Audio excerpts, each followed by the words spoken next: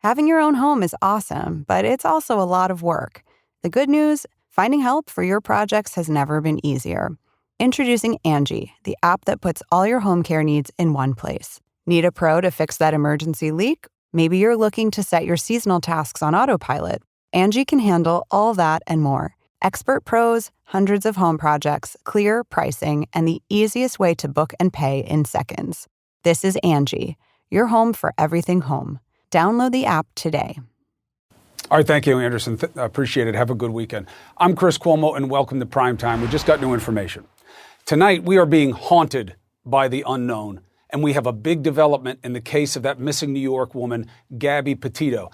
At this hour, according to police and according to an attorney for the fiancé's family, they don't know where Gabby Petito's fiancé now is, Brian Laundrie.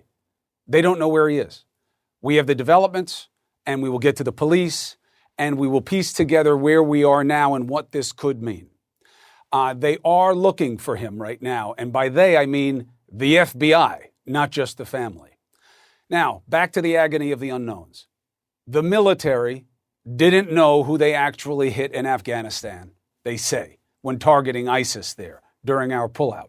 The fact, they killed no ISIS member. Only innocent civilians and mostly kids. A tragic mistake, says the Pentagon. Questions. Will the Taliban take revenge on the people we promised to get out? And what does this mean for our ability to get them out and to control the enemy from afar as promised? Also, we know that the immune compromised and the elderly as of today can get a booster shot. But what about the rest of us? Unknown. President Biden told us next week. He was wrong, apparently. And because he was wrong, the right is already using this as fuel for anti-vaxxers, turning vaccine protection into political projection. And the most dangerous unknown tonight is what tomorrow may bring. No patriot confuses a riot as being righteous. Violence is not strength. Those who broke into our Capitol were not victims. They victimized our democracy. Fact. Obvious sentiments I just made, right? We all believe that, unless you're one of the people who broke in. We've heard none of them from the big players on the right. Why not? On the eve of another situation, why not? We're on watch tonight for any potential early unrest ahead of this twisted rally tomorrow in support of those who attacked our Capitol. Homeland Security picked up chatter, they say, encouraging violence on the eve of the rally. But thankfully, so far, all's quiet. Capitol Police say this time they are prepared. There have been some threats of violence associated with the events for tomorrow. We are hearing some chatter that I think it would be responsible for us to plan the way we've been planning. We're not taking any chances. Good. Fencing is up all around the compound again. And for all the unknown of tomorrow, we already know one thing too well. Trump was in no hurry to stop the chaos of January 6th. And if you had any doubt, he is baiting his brothers once again. Our hearts and minds are with the people being persecuted so unfairly, Trump says, before this Justice for J6 travesty. They are not being persecuted, Mr. Former President. More than 600 arrested are being prosecuted for what unfolded right before your and our eyes. Again, why is no one in that party saying anything like what I just said? Because Trump is right. His party's hearts and minds are with the rioters. Think about it. These senators that are dead set that General Milley violated the Constitution, but no interest in the constitutional protection of our election or the people who wanted to scuttle it.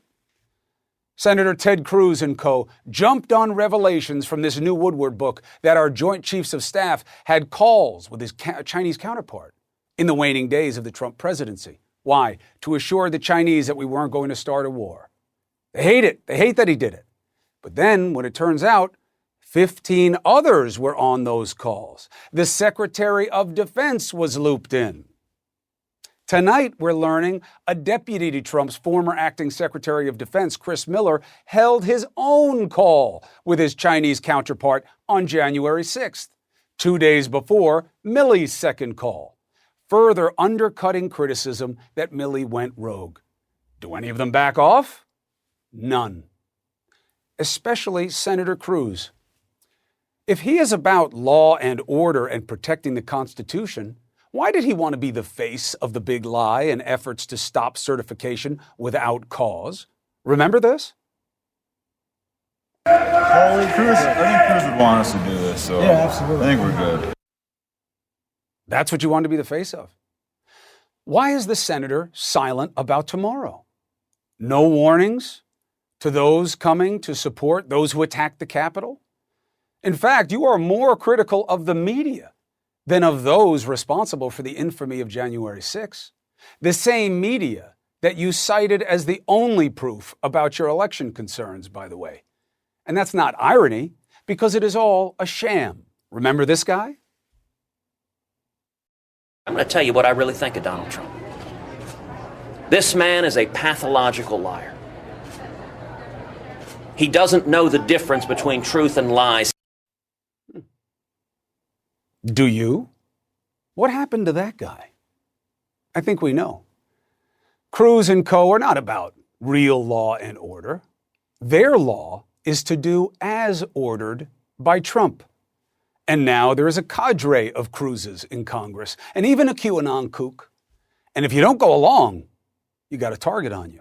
Just ask Ohio Republican Anthony Gonzalez, one of only 10 in the House on his side of the aisle, to vote to impeach Trump for the insurrection.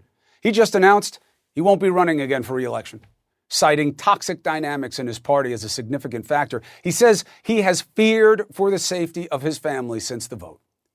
In a new interview, Gonzalez calls Trump a cancer for the country. Well, won't it only metastasize without people in that party willing to speak truth to power? Let's turn to a member of the grand old party, a real one, and a better mind. Conservative radio show host Mike Broomhead of The Mike Broomhead Show. It's good to have you back on Primetime, brother. Always good to talk to you, Chris. Heading into tomorrow, would you have liked more members of your party to say, look, you want to protest? Fine. But do not do blah, blah, blah. This is not patriotism, blah, blah, blah. Any of the obvious things. Yeah, I mean, I think, first of all, I don't think that the fence needed to go up around the Capitol again. I don't think that needed to happen. But I will say this. Anybody who was inside the Capitol that day doing damage should be punished. I had tears in my eyes watching members of my party, people carrying the American flag and the Trump flag, hitting police officers with them, being inside doing damage. I think every one of those people should be punished to the full extent of the law. But I don't think we needed a fence around the Capitol again. And I would not go to that rally. I will tell you that Oath Keepers, Proud Boys, whatever they are, I would not go to that. And I wish more people would stand up and make the distinction. Wrong is still wrong. It doesn't matter which side of the aisle is doing it. Why don't they do it? You think it's just simple fear of the base? I don't know if it's fear of the base. I think that I think people are staying out of it because it's ugly. I mean, it's just an ugly thing. When you are out there doing damage, it's ugly. And when it's hard to defend. Like, again, it's hard for me to come on here and tell you, I don't think that we need to have a fence around there. I don't think we need to put the barriers back up, because immediately it sounds like I am defending the people that will be there. I'm not. I just think it's going to be a protest. It should be peaceful. People have a right to be peaceful. I just wouldn't be a part of it. The idea that Gonzalez won't run again because the Trump folk, I really think that that's giving Trump too much credit. The right fringe of that party, and really beyond the party, was coming after him. What does that mean to you, that a member of your party who was elected to Congress doesn't want to serve because he's afraid? We had the same thing happen here in Arizona when Jeff Flake decided not to run for re-election. I've known Jeff Flake for a long time, and I know him to be a good man. As a matter of fact, what's funny about that is when Jeff Flake was in the House and the Senate, he was the most fiscally conservative member. But he did not want to fight against that juggernaut. And I don't blame people for not wanting to get involved in the ugly battle. And I don't know about this representative. I don't know him at all. I've never met him. But there comes a point when you say, I don't want to wrestle. The old saying is, when you don't want to wrestle in the mud with a pig, because sooner or later you figure out the pig enjoys it. Maybe you just don't want to get involved in the ugly. Is the truth that for now, at least, your party is the party of Trump? And, the guys who went after him once will not go after him now because they don't want to be punished by him and that base. I don't know that our party is the party of Trump. I will tell you that there have been a lot of candidates that the former president has supported that have not been successful. There is an element of battle within our party like there is within the Democratic Party. I just think there are a lot of people that don't want to face, again, for me, it doesn't hurt so much when opposition says something negative about me, but with some of my colleagues or people that I align myself with, when they say it about me, it seems to hurt more. And I just think there's people that don't want to deal with that. But don't you see, in these guys, Rubio, Cruz, Paul, Hawley, I don't know as well. But these were independent thinkers. These were people who were trying to stake out their own claim. They're all echoes now. Look what they did with Milley. The facts changed, their positions didn't. Nothing about the rally tomorrow. None of the prescriptions about thinking about the Constitution and country first the way they said with Milley about tomorrow. All right. Well, to be fair with that, I just want to talk about American politics and the way things work. When you were talking in your intro about Ted Cruz and the things he said in the primary about Donald Trump that he doesn't say anymore, remember the vice president of the United States called Joe Biden a racist in the primary, and then later on said that, well, that was just a debate. That was the way it was. There is a certain amount of what happens in politics when you're trying to win a race, right or wrong, that happens. I don't know that Ted Cruz and I don't know that Marco Rubio are echoes. I do think that there's a part of a partisan politics that they are a part of. And I don't know that I would call them an echo. I know that both of them have disagreed with the former president before, and I don't know why they're doing what they're doing now, and I don't know which part of it I disagree with exactly. They haven't disagreed with him overtly, nearly with the volume that we see with them when it's not about him. But fair point to you. Fair point to you, Mike. I agree. What Harris did with Biden in that primary, I thought was way over the line, or actually, I guess was way, under the bar of where people should be in a primary. And you're right, that is politics. The question is, do we accept it or do we call it out and reject it? I agree. So let's keep doing it, brother. And again, to remind people, that is not Mike in the picture over his shoulder. It's his brother who gave his life to this country and the American flag. Mike Broomhead, be well, brother. Have a good weekend. Hey, man, always a pleasure to come on. Thanks again, man. Thank you, sir. All right, let's turn back to that important news tonight on the COVID vaccine boosters, okay? The FDA met today. The advisors. There are a few layers to this, but this was big. The advisors recommended a booster Pfizer dose for those 65 and up and certain other high risk, meaning immunodeficient people. We have Andy Slavitt here. He was one of Biden's top voices on COVID early in the administration. What does the announcement mean? What do we know about when for the rest of us, if at all? And what are the politics of this? Next.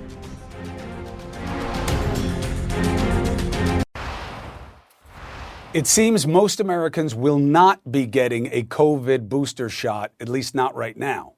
That's because of FDA recommendations from their advisors today. If that holds, there are layers, but this is pretty persuasive what they did today. It was a day-long contentious meeting. Key advisors to the FDA unanimously voted to recommend Pfizer's booster for those age 65 and up and anyone high risk for severe COVID, 6 months after you get your first 2 shots. This is not what was expected if you were relying on what the Biden administration had said. They were 16-2 against a booster for people age 16 plus. Several members raised concerns there wasn't enough data on young people, especially since they're at higher risk for a rare complication called myocarditis, an inflammation of the heart. That's something you've heard almost nothing about from the Biden administration. So how do we process this? What does this mean about if a booster is in our future? What does this mean about what was said and what will be delivered by the Biden administration? Let's bring in someone who actually couldn't ask for a better guest. Andy Slavitt, former senior advisor for Biden's COVID response. He's here, but he was a trusted guest on this show even before he entered the administration. Good to see you. I hope you had an easy fast. Great to be here. Thank you for that, Chris.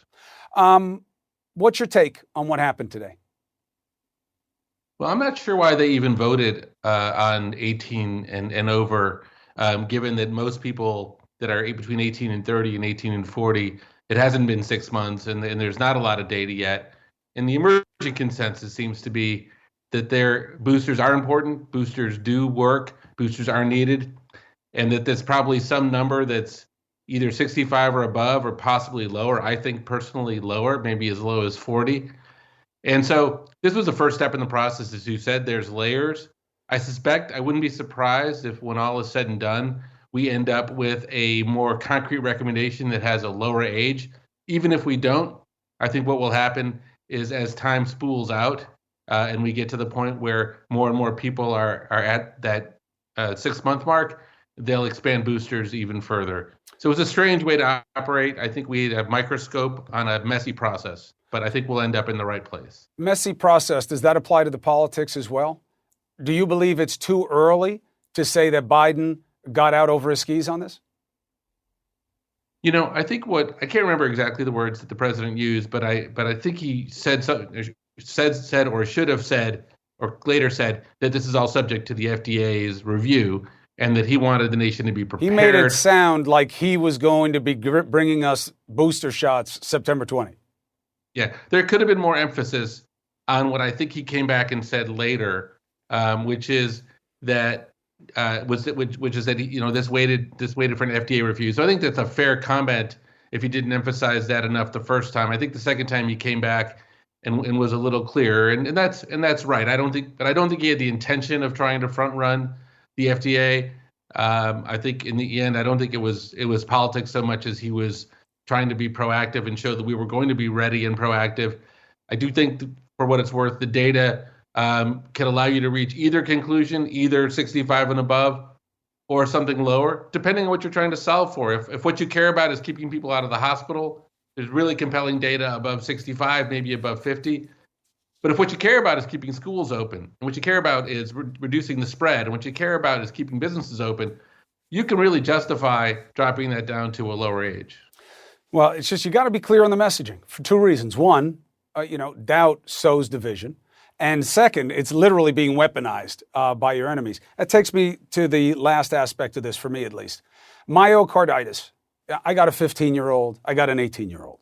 I have never heard the administration discuss this at all about any teenager getting the shot. It was always a fringe belief, basically from the left, really, the left anti-vaxxers, saying, what about myocarditis? Now today they bring it up. Why have we never heard about this before? Oh, this has been kind of an ongoing item that's been reported, that there has been very rare instances of myocarditis, and by the way, rare and treatable. But important, and I think it's important. If it didn't get out to you, then something's wrong, because you've got your ear to the ground on everything. No, I've seen reporting, Andy. I've just never seen Fauci or Francis Collins or Walensky, or any of the big names saying this to America. This is something we've got to look at. This is something you may have heard. Here's what we think. Never. I bet Tony's talked about it, but it's a fair point if they haven't talked about it enough. Look, I think your only obligation, and having sat in that role in the Biden administration, your number one obligation is just tell the truth. Don't spin it. Tell the truth as you know it. The people aren't always going to like it.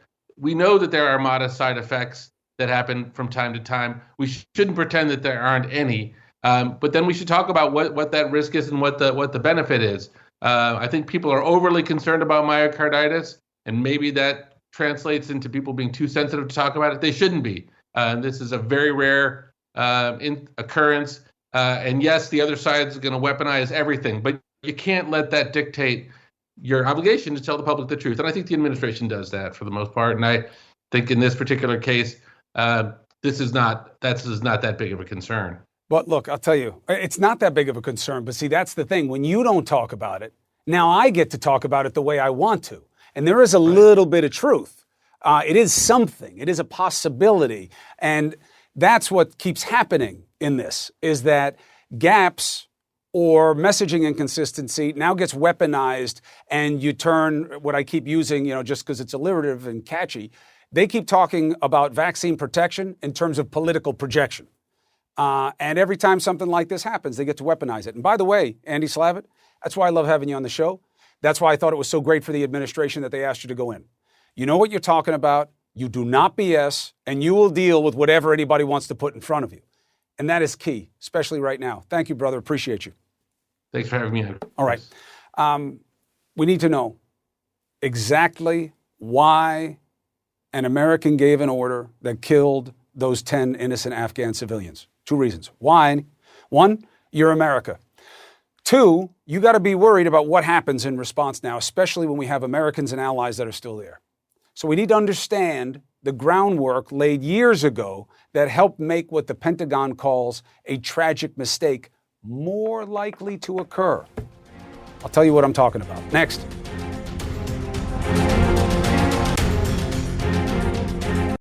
Angie's List is now Angie. Whether you need help with routine maintenance or you're planning your dream renovation, Angie connects you with top local pros who can get the job done right. It's easy to see reviews, compare quotes, and instantly book hundreds of projects. Plus, when you book and pay through Angie, they'll cover your project up to the full purchase price, plus limited damage protection with their happiness guarantee. Check out Angie.com, and for more on the happiness guarantee, go to Angie.com/happiness-guarantee.htm. Over this past year, getting just about anything on demand has become a normal part of life. And if you run a business, this is not news to you. Your customers are looking for simple, easy transactions on demand, which is why 90,000 local businesses of all sizes have turned to Podium. Podium lets you use text messages to answer customer questions, collect reviews, schedule appointments and deliveries, even collect payments. Podium can help just about any kind of business. For example, car dealerships are using Podium to both sell more cars and run profitable service centers. And retailers are increasing revenue by allowing customers to both shop and arrange pickup via text message. Today's customers expect on-demand everything, and that includes your business too. Stay ahead of the competition with Podium. They have free plans for growing businesses, plus all the power growing businesses need to scale. Get started free today at podium.com/primetime. That's podium.com/primetime. Let's start here. All of this was wrong. I know it's a righteous strike.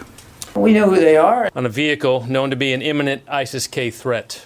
The fact that 2 of these individuals are no longer walking on the face of the earth, that's a good thing. The truth? 10 civilians, 7 of them kids. Not a good thing. All killed by the American military. Not a good thing. None of them had anything to do with ISIS-K.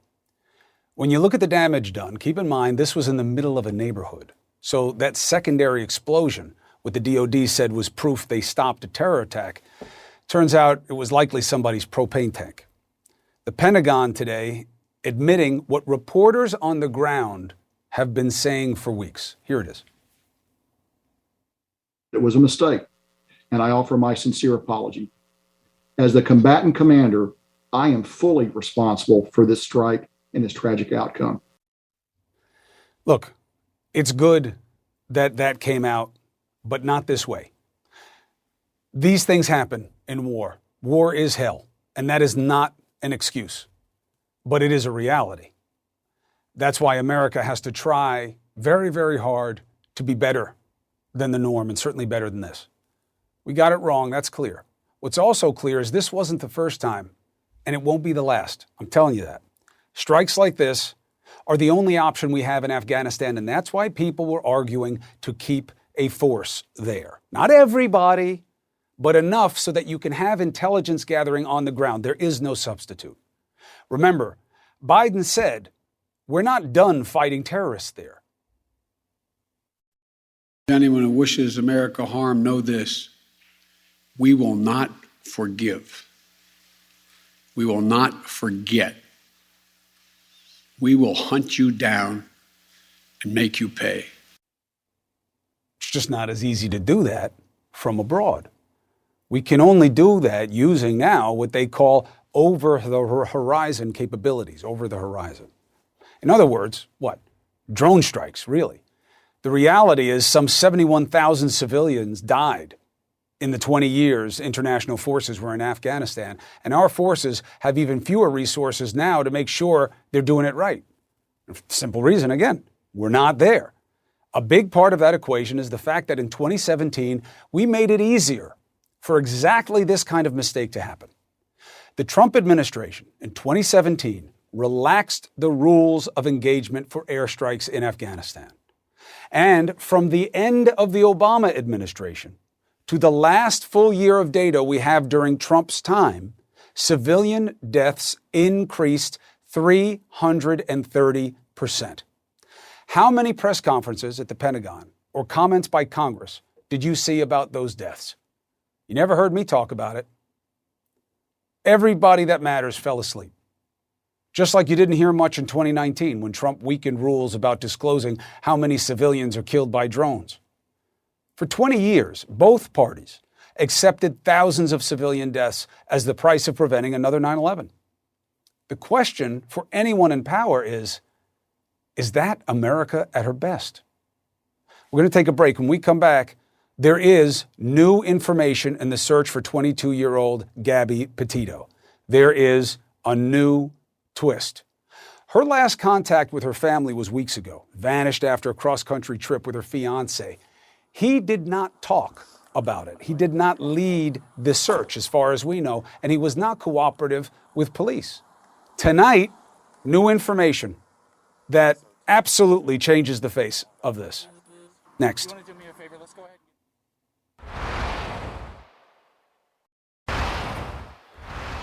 All right, we have new information on the case of the missing young woman from New York, Gabby Petito. She was with her fiancé. They were doing the van thing, going across the country and hiking. She is now missing. The FBI is now involved in the investigation. That's according to the attorney for Gabby's fiancé, Brian Laundrie. And he is where we find the major twist. Obviously, there's been a lot of curiosity about why he hasn't worked with police yet, why he hasn't said anything, frankly, why he isn't leading this effort to find his fiancée. Law enforcement says Laundrie has refused to speak or cooperate with them. They now say they don't know where he is. Northport, Florida police and the FBI searched his family home early this evening as demonstrators gathered outside. Earlier this evening, the police chief spoke to CNN. Listen. He's physically not in the home, as far as I'm aware right now. He could be anywhere. Laundrie's attorney says the FBI removed items from the property. We don't know what. You'll remember Laundrie and Gabby were traveling together in a white 2012 Ford Transit van. He returned home with the van, but without her. A staff member from a Fairfield Inn and Suites in Salt Lake City told CNN FBI and police officers visited the hotel recently where Gabby was reportedly seen checking out on August 24. She was reported missing on September 11. Joining us now is PIO, Public Information Officer for the Northport, Florida Police, Josh Taylor. Thank you, sir. Good evening, Chris. So let's begin at the beginning for these latest events. The Laundrie family asked police to come to the home. Is that accurate? That is accurate. Yes, Why? Sir. So they called us there this evening. Once we've gotten there, they are now claiming that they have not seen their son since Tuesday. Is that why they asked you to come? That was what they wanted you to know? Yes, sir. What were the circumstances surrounding their understanding of where he had gone and why they had waited 3 days? How do they explain it? Yeah, I think some of that is, Chris, literally our detectives were at that house less than 45 minutes ago. They left there. Some of this we're still trying to figure out. We've been trying all week to talk to his family, to talk to Brian, and now they've called us here on Friday. We've gone to the home, and they are saying that they have not seen their son. So we are working through those details as we speak. So it is another twist in this story for sure. Do they explain it as him just disappearing? Was he angry? Did he leave a note? What was the last message? Anything like that? Right. We do have some details on that, Chris. Respectfully, I just cannot release those yet. I think that will come out here very shortly. We just want to get our ducks in a row a little bit. This has been a very quickly developing situation here in just the last hour, really, for the most part. So we're working through that. We want to make sure that we're accurate in everything that we're saying. But let's do it this way. Do you have any indication to work off of what his state of mind is and where he may be? We do not. We have not. We tried to talk with Brian on Saturday. We were refused being able to speak with him. His parents essentially handed us a note for their attorney, which we have reached out to on multiple occasions. This is our first interaction with them here Friday. We know that this young man was back here in our community on September 1st. She was not reported missing by her family until September 10th or 11th, I'm sorry. So there's already been a huge amount of time that he's been back here in this community. To your knowledge, has Brian Laundrie explained anything to anyone about Gabby's disappearance? Did the family know anything? What the family knows, we need to know from them. It is very possible that he's shared some of these details with them. They obviously weren't there, so they would be getting his rendition, potentially, of whatever took place. So, but certainly we would love for them to share with us what he shared with them. They still haven't? Not to my knowledge, sir. A search of the van, is there any indication, other than the curiosity of his noncompliance, that indicates foul play? I don't know that there's anything definitive on that. I'll say that the FBI, along with our team, went through that van, I think Tuesday of this week. You know, sometimes you only get one shot at it. So it was done with a team full of experts who do this all over the country. I can tell you that there were items taken from that van, and certainly they're going through the process. Have you guys developed a timeline yet in terms of when Brian left and what his movements were? Yeah, I think we have an idea. You know, with every tip that comes in, again, 1-800-CALL-FBI. That van made it across this country. It certainly didn't do it on one tank of gas. There were people that saw this van, all the way down here into Florida. I don't know that I fully answered your question, Chris, but we're certainly putting that timeline together with every call that comes in, with people who say, I saw them. We work to confirm it. We've worked with agencies across this country in little towns and big towns and just trying to corroborate, the information that comes in. We get a lot of information that it simply is incredible. Right.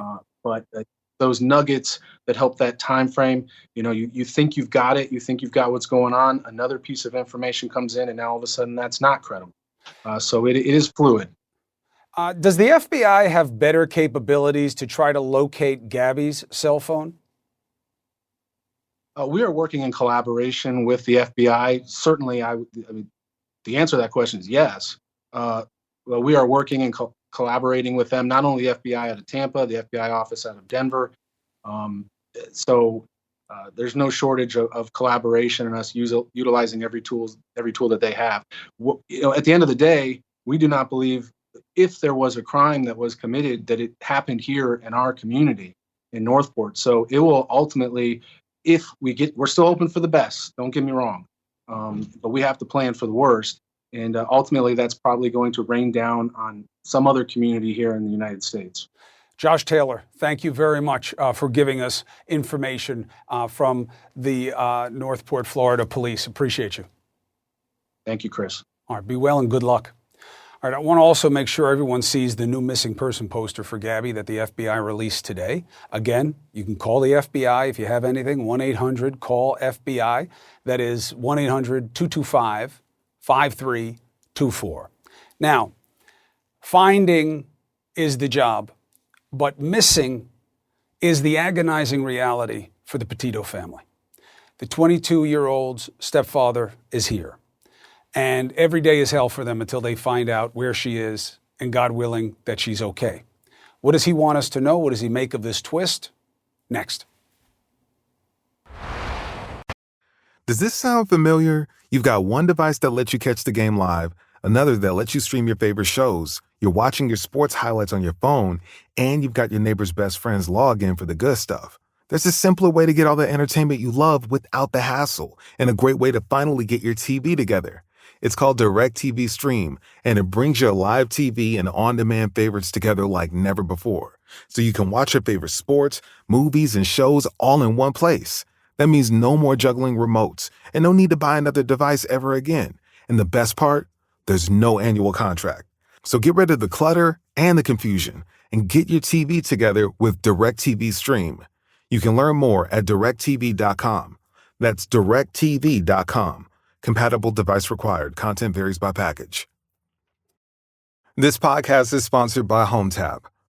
HomeTap is the smart, new way to access your home's equity and pay for life's expenses without taking out a loan. Receive funding in as little as 3 weeks and use it for paying off debt, funding renovations, anything you like, all without monthly payments or interest.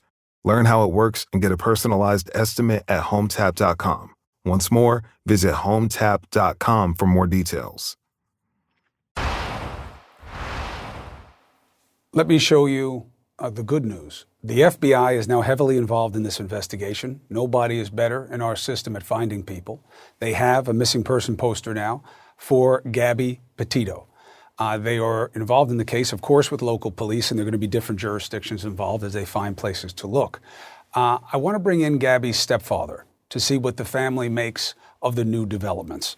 It is good to see you again, brother. I'm sure the information that the family says they haven't seen Brian since Tuesday is tough to hear. Yeah, it's the first time we're hearing it. I don't think I even had a moment to fully digest it yet. Yeah. So they called. I don't even know what to say. They called the police and asked them to come, and then told them that, and that they don't know where he is. Do you believe that? I'm not sure. We're happy that they called the police in and they want to cooperate, but until I hear something official from the law enforcement, I'm not going to speculate. I don't know what to believe. In your head and your heart, is there any good reason for someone who cares about Gabby to not be participating in the search? I think we've gone over this over and over again, and I don't think anybody has an answer for that. It doesn't make sense.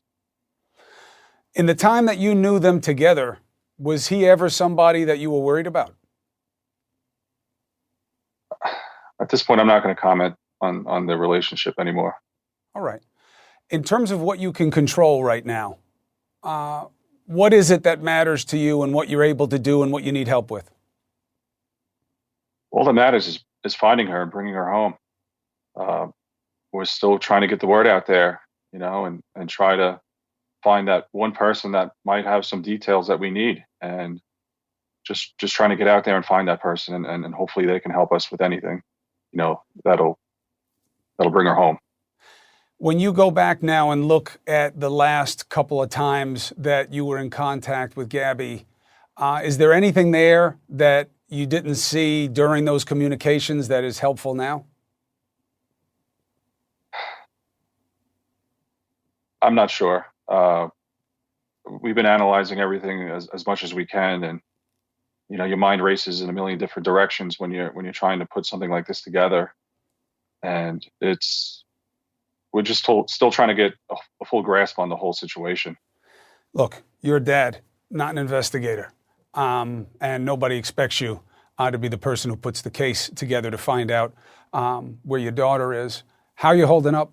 How's your wife? How's the family? Yeah, we have each other right now, and we're keeping each other up, remaining strong. We have our moments. We're human, but we're still focused on what we need to do, and that's to find her, and we're determined to do that. All right, listen, I'm not going to belabor this. What can we do? Just keep getting the word out. The FBI put a new poster out. We got it up on the screen right now, photos. Jim. Yeah, that's huge. It's, some different photos, not just the ones that have been out there. So maybe that sparks something in the public that somebody didn't recognize before, and just keep getting that word out there, and keep this fresh in the media. So, it keeps going until we find her. We intend to do just that. And as we said in the past, you got my number. You can use it whenever you want. Things that you hear, things that you haven't heard, whatever it is that helps, that's our job. All right?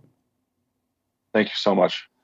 All right. I wish strength and togetherness right now for the family as you get through this. Thank you so much. I'm sorry that I'm just very caught off guard by just hearing what we heard. So, hey, Jim, you should be. This is not a good development. The way it developed is not good. And it should be upsetting. It's upsetting to people who never met Gabby, who are following this. It certainly should be upsetting to those who love her most. So you have nothing to apologize for, and I'm sure everybody's going to do the job. I know we will. Jim Schmidt, strength, and I know that you guys are praying, and I'm sure a lot of people are praying with you. And we're here. We're a call away. God bless. Thank you. All right. That is Jim Schmidt. That is the stepfather of Gabby. That is her father. He loves her very much, trying to find her.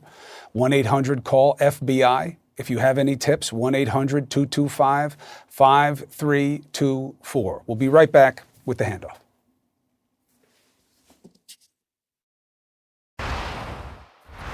Quick program note.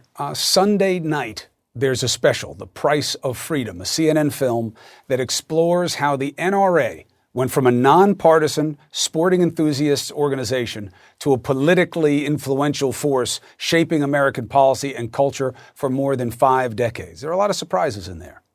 And after that, we have a special edition of Cuomo Primetime. We're going to look at the issues examined in the movie with some key players. It's Sunday, 9 p.m. Eastern. So, look, just take one step back to Gabby Petito. We're getting a ton of questions about it. This is a big question mark. And absolutely, it is fair scrutiny to say the person who has to know the most has participated the least. And no, in my 20 plus years of doing this, I've never seen anyone who cares about someone who goes missing not having anything to do with the search. That cannot be seen as dispositive or even indicative of guilt. There is no crime here. This is a search. It just has to be really discomforting for the loved ones of Gabby to hear that the person they need to hear from most is gone. And his family didn't know for 3 days. You'd think all the strain, all the stress, if he did nothing, anything here to be culpable about, they must be keeping tabs on him. They must be worried about him. 3 days? And then you call the police and say, we don't know where he is? It's very upsetting. It's very curious. And the search will continue. Don Lemon tonight with its big star, D. Lemon, right now. Angie's List is now Angie.